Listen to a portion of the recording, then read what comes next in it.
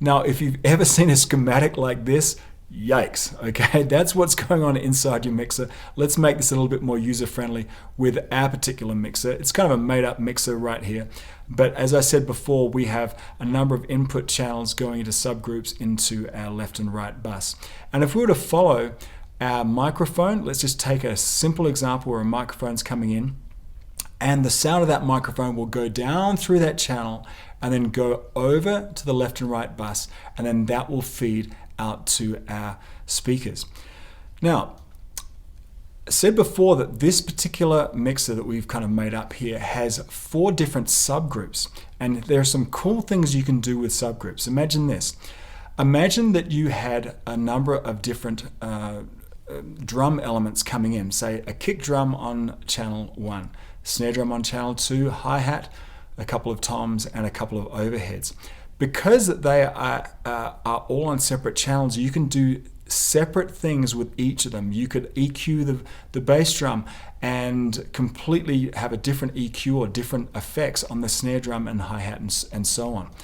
Now, in terms of this kick drum, this would normally, if this was just a left and right mixer, there wouldn't be these little buttons down here. But if you have a mixer with subgroups, you will have some way to assign it in an input over to the subgroups. In this case, we have 4 different subgroups, all the left and right bus.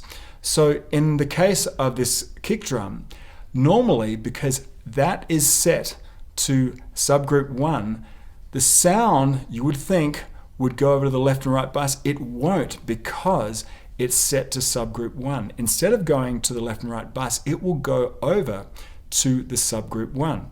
And so here's a tricky thing we could do. We could set every one of those input channels there. I think there's 1, 2, 3, there's 7 of them right there. And because they are all set to subgroup 1, then they will all go right over subgroup 1. Our whole drum kit will come up on subgroup 1.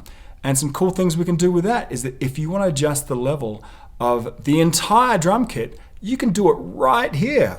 One fader will change the entire drum kit. And there are some subgroups that have EQ and things like that, so it doesn't show that on the screen right now.